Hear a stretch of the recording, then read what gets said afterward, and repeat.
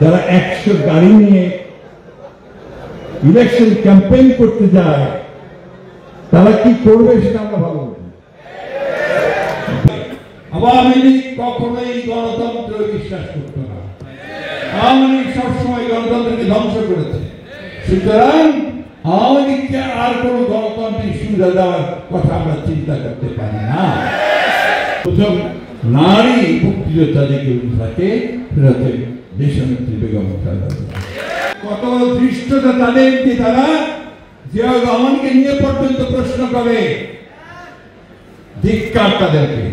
তারা নিজের ইতিহাস জানে না, তারা জনগণের জাতির কোনো কল্যাণও করতে পারবে না, ইতিহাস জানতে হবে।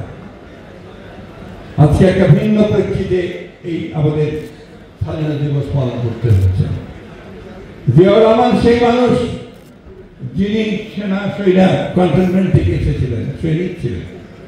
তার তো গণতন্ত্র দেওয়ার কথা ছিল না, তার তো মিডিয়াকে স্বাধীনতা দেওয়ার কথা ছিল না। যাদের দেওয়ার কথা ছিল তারা দেয়নি। তারা 1972 থেকে 75 সাল পর্যন্ত যে রাষ্ট্র পরিচালনা করেছে, শাসন করেছে, সেটা শুধু দুঃশাসনের একটা সময় ছিল। সেদিন 30,000 সৈনিক, যুবক, ছাত্রকে হত্যা করা হয়েছিল। সেদিন সমস্ত পত্রিকা বন্ধ করে দেওয়া হয়েছিল। একদলীয় শাসন ব্যবস্থা বাকশাল প্রতিষ্ঠা করা হয়েছিল। এটা বারবার করতে হবে। জিয়াউর রহমান অল্প সময়ের মধ্যে এই দেশে, যেটা খসরু সাহেব বলেছেন, তিনি সংস্কার করেছেন। একদলীয় শাসন ব্যবস্থাকে বহুদলীয় গণতন্ত্র নিয়ে এসেছেন, মাল্টি পার্টি সিস্টেম নিয়ে এসেছেন। তিনি মিডিয়ার স্বাধীনতা দিয়েছেন, সমস্ত পত্রিকাগুলোকে খুলে দিয়েছেন, একটা গণতান্ত্রিক চর্চা শুরু করেছেন। তিনি অর্থনীতিতে বহুমাত্রিক অর্থনীতি সৃষ্টি করেছেন, অর্থাৎ বেসরকারি মালিকানাকে নিয়ে এসেছেন, মুক্ত বাজার অর্থনীতি তিনি শুরু করেছেন, রিফর্ম নিয়ে এসেছেন। রিফর্মের শুরু তো শহীদ প্রেসিডেন্ট জিয়াউর রহমানের হাত থেকে। আজকে যারা রিফর্ম বলছি আমরা, আমাদের মনে রাখতে হবে যে রিফর্মের প্রথম শুরু করেছেন শহীদ প্রেসিডেন্ট জিয়াউর রহমান। এরপর রিফর্ম করেছেন দেশনেত্রী বেগম খালেদা জিয়া।